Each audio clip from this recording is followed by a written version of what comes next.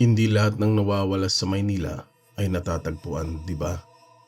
Karamihan, para bang nilamon na lang ng lupa o ng abogadong hindi mo malaman kung nasaan. Pero may mga bagay na kinukuha at ang kumukuha, baka katabi mo lang ngayon, nagbabasa ng text o nagpapanggap na abala sa social media. Hindi mo lang alam.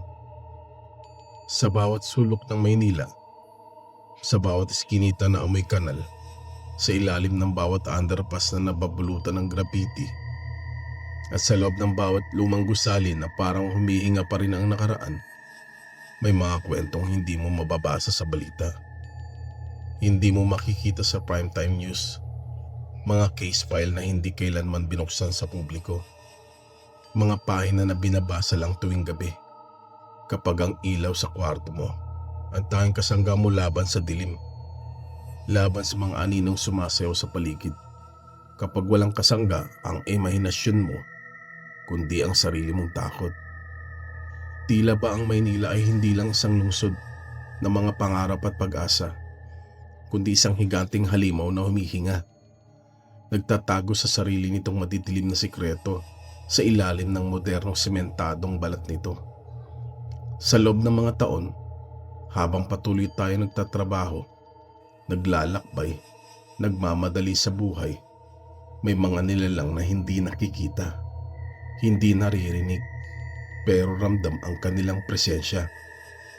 May mga nilalang na nagtatago sa ordinaryong tanawin, naghihintay lang ng tamang pagkakataon para magpakita o para kumilos.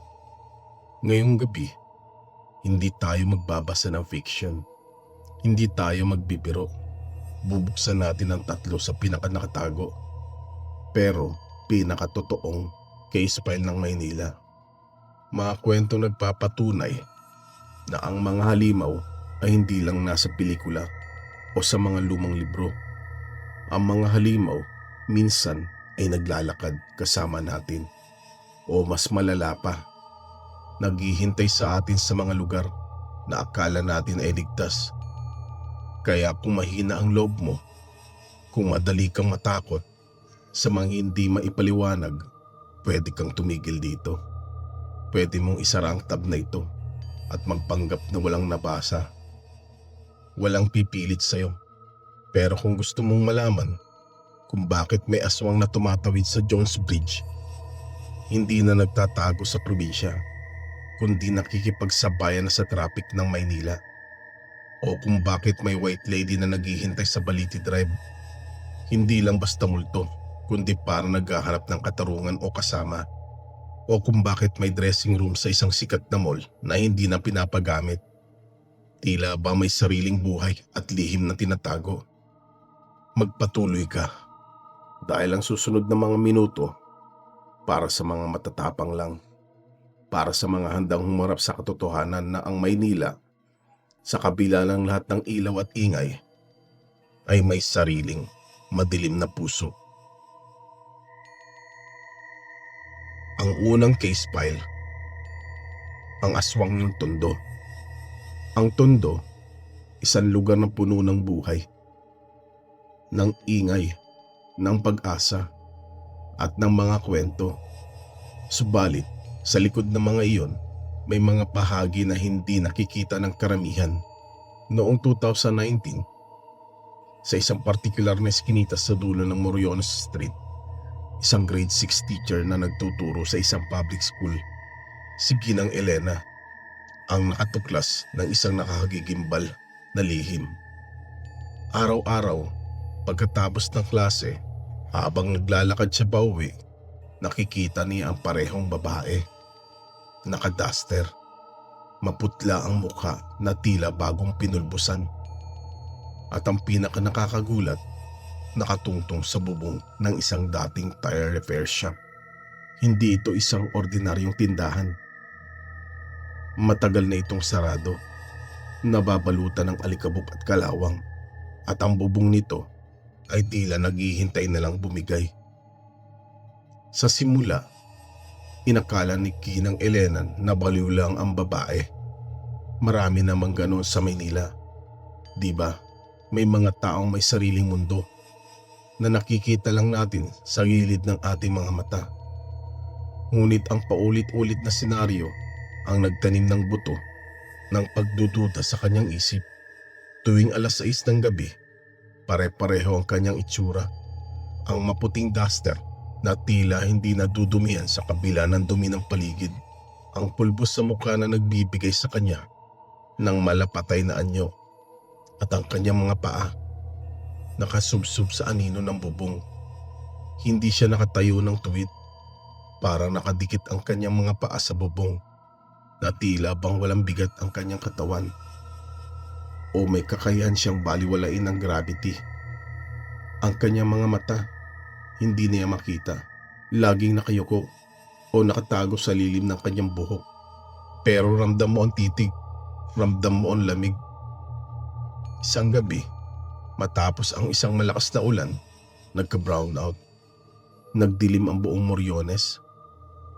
Ang ingay ng syudad ay napalitan ng katahimikan na tila ba bumubulong ng mga lihim. Walang choice si Ginang Elena kundi maglakad. Walang tricycle, walang jeep. Tanging ang sarili niyang mga paa ang magdadala sa kanya pauwi sa kanyang maliit na apartment.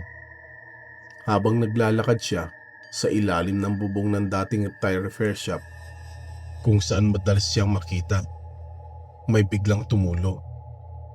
Hindi lang basta tubig ulan, malapot, mainit, at ang amoy, malansa, amoy ng sariwang dugo, amoy ng karne na hindi maipaliwanag, may halo pang bahagyang tamis na nakakasuka.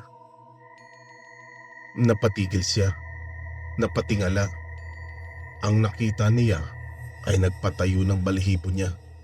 Wala na yung babae, pero sa bubong may isang butas. Hindi ito butas na gawa ng kalawang o katandaan. Ito ay isang butas na tila ba pinunit. Parang pugad ng manok, pero mas malaki. Sapat na para lumabas ang isang nilalang. At sa loob ng butas, may nakatingalang dila. Puti, manipis, at umaatras pabalik. Hindi ito dila ng tao. Hindi ito dila ng hayop na alam niya. Ito ay parang tube ng oxygen o isang malaking leech na naghahanap ng huling patak ng buhay. Ang dila ay tila naghahanap, nag-e-explore, bago dahan-dahang umatras pabalik sa dilim ng butas. Mula noon, nagbago ang pananaw ni Ginang Elena sa Tondo. Hindi lang siya ang nakaranas. Kumalat ang kwento. Tuwing may buntis sa looban, hindi na naghihintay ng barangay tanod ang mga lalaki. Hindi na sila umaasa sa mga pulis. Kasi alam nila na kung anong klase ang nilalang ang gumagala sa kanilang paligid. Naglalabasan sila. May daladalang bolo, matatalim. Handang ipagtanggol ang kanilang pamilya. May daladala ring posporo para sa apoy, para sa proteksyon. Dahil ang aswang sa Tondo, hindi na probinsyana. Hindi na siya yung aswang na nagtatago sa liblib ng kagubatan. Sanay na siya sa usok ng tambutso, sa ingay ng mga sasakyan, sa dilim ng mga eskinita. Sanay na siya sa lunsod. Ang lunsod, sa lahat ng kanyang kaguluhan at misteryo, ay tila naging bahagi na rin niya. At ang pinaka nakakakilabot, ang lunsod, sa lahat ng kanyang pagtanggap sa kakaiba, ay tila sanay na rin sa kanya. Parang isang lumang kakilala na nagbabalik. Hindi na bago ang kanyang presensya. Nagbabago ang mundo. Nagbabago rin ang mga halimaw. At ang aswang sa Tondo, siya ay patunay na ang panganib ay maaaring magtago sa pinakapamilyar na lugar, sa pinakakaraniwan na itsura. Isa siyang paalala na sa Maynila, hindi lang tao ang nakikipagsapalaran sa buhay. Mayroong iba naghahanap ng buhay sa ibang paraan. Mula sa makipot, siksikang kalsada ng Tondo, kung saan ang bawat anino ay may sariling kwento, lipat tayo sa isang kalsada na mas maluwag, mas malaki, pero mas mabigat ang hangin. Isang lugar na kung saan ang mga puno ay tila humihinga ng mga nakaraan at ang bawat dahon ay bumubulong ng mga lihim. Balete Drive, Quezon City. 1.3 kilometro lang. Isang maikling biyahe sa mapa.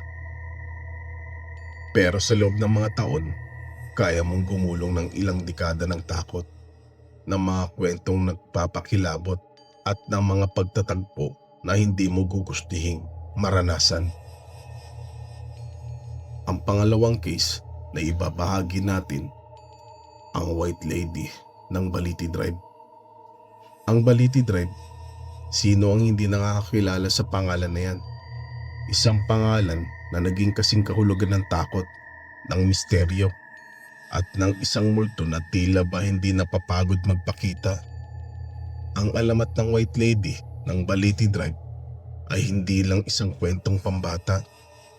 Ito ay isang bahagi ng kolektibong alaala ng Metro Manila. Isang paalala na ang nakaraan ay hindi kailanman ganap na namamatay.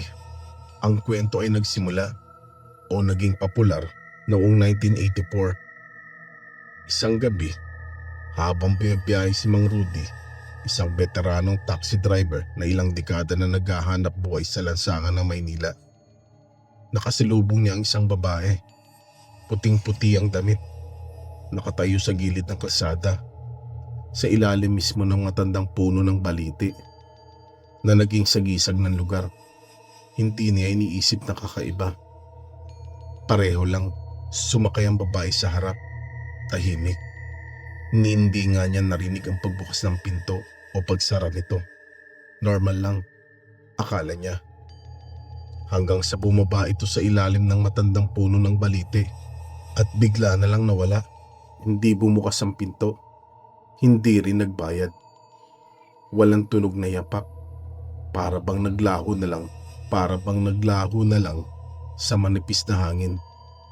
Nagtataka si Mang Rudy, lumingap sa rearview mirror. Umaasang makita ang pasahero o kahit anong bakas ng presensya nito. At doon, sa upuan kung saan nakaupo ang babae, nakita niya isang suklay, puting-puti. At doon nagsimula ang lahat.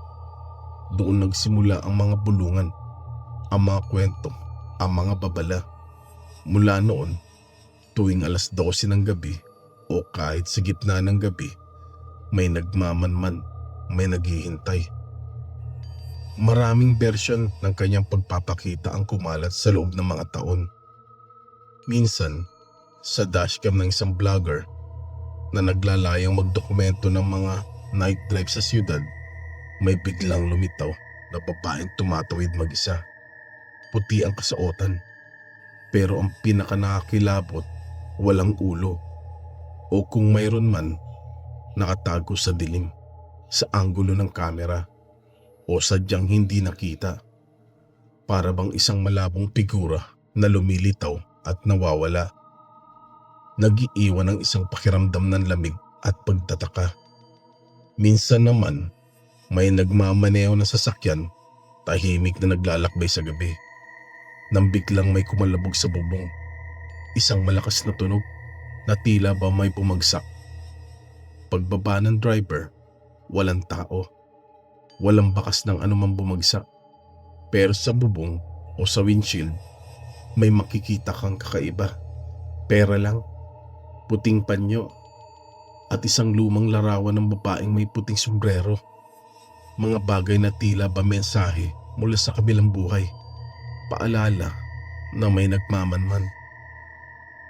Pero ang pinakanakakatakot na kwento, ang pinakabago, at marahil ang pinakamalapit sa ating panahon ngayon, ay ang nangyari sa isang Grab driver noong 2020. Nasa kanto siya ng Balete Drive, naghihintay ng pasahero. Umaasa makauwi na rin pagkatapos ng ilang booking. Biglang may nagbook, pangalan Clara. Pick up sa ilalim ng pinakamalaking puno ng balete. Kinilabutan siya. Alam niya ang kwento, pero kailangan niyang kumita. Kailangan niya magtrabaho. Nang buksan niya ang pinto ng sasakyan, may narinig siyang boses. Mahina, malambing, pero may lamig na bumalot sa kanyang buong katawan. Salamat ha, matagal na akong naghihintay ng tsoper na matino. Ang boses ay tila nagmumula sa likuran, pero walang tao.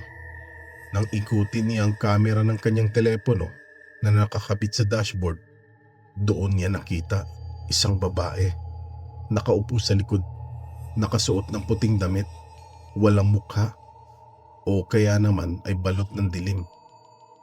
Hindi niya maipaliwanag kung paano ito nakapasok. Wala siyang narinig, wala siyang nakita.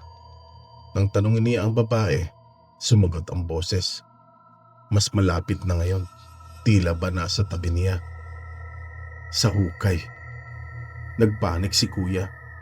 Walang ibang iniisip kundi ang tumakas. Agad niyang prineno ang sasakyan. Halos sumalpok sa poste. Nang lumingap siya, nawala ang pasahero. Naglaho na naman. Pero ang upuan sa likod, may bakas ng putik ng paa. Maliliit. Tila ba matagal itong naglalakad. Matagal na naghihintay. At ang bawat hakbang ay nag-iiwan ng marka ng kanyang walang hanggang paghihirap. Mula noon, may sticker na sa windshield ng maraming taxi at Grab sa Maynila. Hindi kami nagpapasakay pag alas 12. May white lady. Hindi lang ito babala. Ito ay isang pagkilala sa isang nilalang na naging bahagi na ng lansangan ng Metro Manila. Isang paalala na sa gabi, sa ilalim ng matandang puno ng balete, may naghihintay. At hindi mo gugustuhin maging kanyang sumunod na pasahero. Ang white lady ng Balete Drive ay hindi lang isang multo. Siya ay isang alamat na patuloy na nabubuhay sa bawat bulong, sa bawat kwento, sa bawat takot na nararamdaman ng mga nagmamaneho sa dilim. Siya ay isang paalala na ang nakaraan ay hindi kailanman ganap na namamatay. At ang mga trahedya ay maaaring mag-iwan ng mga marka na hindi kailanman mabubura. Kung ang mga kwentong ito ay nagpatayo na ng balahibo mo at kung gusto mo pang malaman ang pinakamalalim na lihim ng Maynila, iyong lihim na nagtatago sa ilalim ng mga neon lights at sa likod ng mga salamin ng isang sikat na mall, kung bakit may dressing room na matagal nang sarado. Tila ba may sariling buhay at lihim na tinatago. Kung handa ka pang humarap sa isang modernong bangungot, mag-comment lang, #buhay pa ako. Isang deklarasyon na nandito ka pa, humihinga pa, at handang sumisid sa mas malalim na dilim. At habang nandun ka, huwag mong kalimutang isubscribe ang channel dahil ang next case file, ito ay hindi lamang lumang alamat. Ito ay isang nakakatakot na paalala na ang takot ay maaaring tumago sa mga hindi inaasahang lugar, sa bawat pagmumuni-muni, bawat saradong pinto sa iyong paboritong shopping heaven. Ito ay isang kwento na magpapaisip sa iyo ng 2 beses bago ka pumasok sa susunod na fitting room. Ang pangatlong case file na ibabahagi natin, ang taong ahas sa mall. Robinson's Galleria, Ortigas. Isang pangalan na nagdudulot ng iba't ibang alaala sa mga taga Maynila. Para sa marami, ito ay simbolo ng modernong pamumuhay, ng shopping, ng entertainment. Ngunit para sa mga nakakaalam, lalo na noong dekada 90, ang pangalan ay nagdadala rin ng isang bulong, isang alamat na halos kasing sikat ng mall mismo. Ang alamat ng taong ahas. Noong 1990, kumalat ang balita na tila apoy sa tuyong damo. Ang may-ari daw ng mall, may anak na kalahating tao, kalahating ahas. Hindi literal na ahas syempre. Hindi naman ito pelikula. Pero ang kwento may kaliskis daw. At ang pinaka nakakakilabot, kumakain daw ng bata. O kaya naman ay kabataang babae. Ang mga detalye ay nag-iiba. Depende kung sino ang nagkukwento. Pero ang esensya ay nananatili. Isang nilalang na kalahating tao, kalahating ahas, nagtatago sa ilalim ng mall. Sabi, may isang elevator na diretso sa basement. Doon siya nakatira. Isang lihim na palapag na hindi nakalista sa directory. Isang lugar na sinasabing kanyang tirahan, kanyang kulungan. Maraming kwento ang lumabas para suportahan ang alamat. Ang mga sales lady daw na nawawala tuwing sales, mga panahong siksika ng mall at madali lang daw maligaw o mawala. Mga nawawalang hindi na natagpuan, mga pamilyang naghahanap pero walang makitang bakas. At mayroon ding kwento tungkol sa isang fitting room na bigla naging pader. Isang customer na naghahanap ng fitting room, pumasok sa isang pinto at paglabas, pader na ang nakita niya. Para bang nagbago ang layout ng mall sa isang iglap. Noong 1998, isang estudyante ng Pobeda, isang eksklusibong paaralan sa malapit, ang nag-report ng isang karanasan na nagpatindi sa alamat.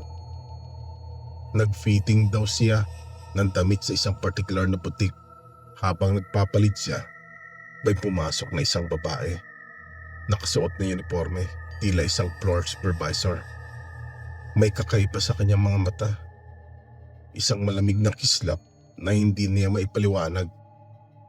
Ngumiti ito at sinabi, "Sige, suotin mo na. Tapos ako nang bahala sa bayad." Ang alok ay tila masyado maganda para maging totoo. Pero ang kanyang boses ay may kakaibang kapangyarihan na humihilas sa iyo. Paglabas ng babaeng iyon, nakatitig ang estudyante sa salamin. Sinusuri ang suot na damit. At doon, sa likod niya, sa kanyang peripheral vision, may bumuka. Hindi ito pinto. Hindi ito kortina. Ito ay pader. Ang pader sa likod niya ay tila nagbukas. Nag-expose ng isang madilim na lagusan. At mula sa kisame, sa loob ng lagusan, may dila na bumaba. Hindi ito dila ng tao. Ito ay mahaba, malapot, at tila ba isang hose ng vacuum. Naghahanap ng paghithit, naghahanap ng biktima. Natakot siya. Hindi siya nag-isip. Tumakbo siya, sumisigaw. Nang mabuksan ang fitting room na iyon, matapos ang kanyang pagtakas, wala na ang damit niya. Naglaho, pero sa sahig, may bakas ng kaliskis. Hindi lang basta alikabok. Bakas ng kaliskis na parang galing sa isang malaking reptilya. Mula noon, may out of order na sign sa fitting room na iyon. Permanenteng sarado. Hindi na ito ginagamit. Pero kung titingin ka sa gilid, may butas. Hindi ito ordinaryong butas. Parang exhaust fan. Pero may amoy lupa. Amoy ng matandang lupa. Amoy ng halumigmig. Amoy ng hindi maipaliwanag. Tinawag ito ng mga security guard na dalang. Kasi pag nalanghap mo, parang may nag-uugon sa loob ng lalamunan mo. Parang may pumapasok sa'yo. Isang lamig na kumakalat sa buong katawan. Pero saan ba galing ang kwentong ito? Isang urban planner ang nagsabi. Ang mall na iyon, bago pa man itayo, may creek na dumadaloy sa ilalim. Isang lupang sapa na naging bahagi ng ecosystem ng lugar. Sa ilalim ng food court, may tunnel pa rin na may tubig. Isang laberinto na mga lumang daluyan. At sa dulo, may hollow na space. 12 by 12 ang metro. Parang bunker. Hindi raw bunker, kundi kulungan. Isang lugar na sadyang ginawa para magtago. Para maglaman ng isang bagay na hindi dapat makita ng araw. Ang idea na ang isang modernong istruktura ay itinayo sa ibabaw ng isang sinaunang lihim, na ang isang creek ay naging isang kulungan, ay sapat na para magpatayo ng balahibo. Ngayon, may bago ng rumor. Hindi nilang bulungan. May TikTok video na nag-trend noong 2022. Isang sales associate nagpakita ng mga bagong damit, naghahanap buhay online. Habang nagsashow ng damit, may bumulong, hindi klaro kung saan galing. Isa pa, ang boses ay tila nasa likod niya. Malapit, pag-atras ng kamera, may dumaan, mabilis, blurred. Pero ang nakita ng marami, kalahating tao, kalahating ahas daw. Hindi klaro, pero ang hugis, ang galaw ay hindi karaniwan. Ang sabi sa comments, "Kilabutan ka ate, katabi mo ang fitting room 13. Oo, fitting room 13. Ang numero na sadyang iniiwasan ng marami. Hanggang ngayon, walang gustong mag-restock doon paggabi. Kasi sabi ng janitor, may nagbibihis pa rin. Naririnig nila ang kaliskos, ang huni. Pero ang pinaka nakakakilabot sa lahat, walang reflection sa salamin. Isang patunay na ang nagbibihis doon ay hindi kailanman magiging bahagi ng mundong ito. Ang taong ahas ng mall ay patunay. Ang mga halimaw ay hindi lang nagtatago sa dilim ng kagubatan. Minsan, sila ay nagtatago sa loob ng mga modernong istruktura. Naghihintay lang ng tamang pagkakataon para magpakita, para kumain. 3 case file, 3 bahagi ng Maynila. Ang siksikang tondo, ang makasaysayang Baliti Drive at ang modernong Robinson's Galleria. 3 kwento na nagpapatunay na ang ating lungsod ay hindi lang basta sementadong lugar. Ito ay isang buhay na nilalang, puno ng mga lihim, ng mga kwento at mga nilalang na hindi natin lubos na nauunawaan. Pero isang tanong ang nanatili, isang tanong na bumabagabag sa ating isip. Ilan pa ang hindi natin nakakawakan? Ilan pa ang nawawala na hindi natin naririnig ang kwento? Ilan pa ang mga biktima o ang mga nagtatago na hindi natin iniinda? Kaya sa susunod na maglakad ka sa makipot na iskinita ng tondo at maramdaman mo ang lamig sa iyong balat, sa susunod na tumawid ka sa Baliti Drive sa gitna ng gabi at makita mo ang isang anino sa gilid ng iyong mata, o sa susunod na mag-shopping ka sa Ortigas at mapadaan ka sa isang saradong fitting room, tandaan mo, ang lihim ng lungsod ay hindi lang traffic, baha at telenovela. Hindi lang ito tungkol sa pang-araw-araw na buhay. Minsan, may dila sa bubong, naghahanap ng sariwang laman. May parehong walang mukha, naghihintay ng drop-off sa hukay. At may fitting room na hindi na magbubukas, nagtatago ng isang nilalang na gutom. Kung may sarili kang kwento, isang karanasan nagpapatayo ng balahibo mo, isang lihim na alam mo tungkol sa Maynila na hindi pa nababanggit, i-comment mo, i-share mo. Baka next case file, ikaw na ang star. Baka ikaw na ang magbigay ng susunod na kaba sa aming mga tagapakinig. Huwag kalimutang mag-subscribe at i-share sa tropa mong makati ang paa, sa mga kaibigan mong mahilig sa kwentong kababalaghan. Baka may tumatawag na Clara sa kanila, o baka may makita silang anino sa kanilang peripheral vision. Hanggang sa muli, ingat ka. Dahil ang Maynila, hindi mo alam. Kumakain siya ngayon, hindi lang lupa at basura. Kumakain siya ng takot. Kumakain siya ng mga kwento. At kung minsan, kumakain siya ng tao. Maraming salamat sa pakikinig sa Ang Kwento ni Dada. Huwag kalimutang mag-subscribe, i-like at i-share. Kung gusto mong balikan ang mga naunang bahagi o mas marami pang kwento, bisitahin ang playlist sa ating channel. Huwag kalimutang mag-subscribe para hindi ka mahuli.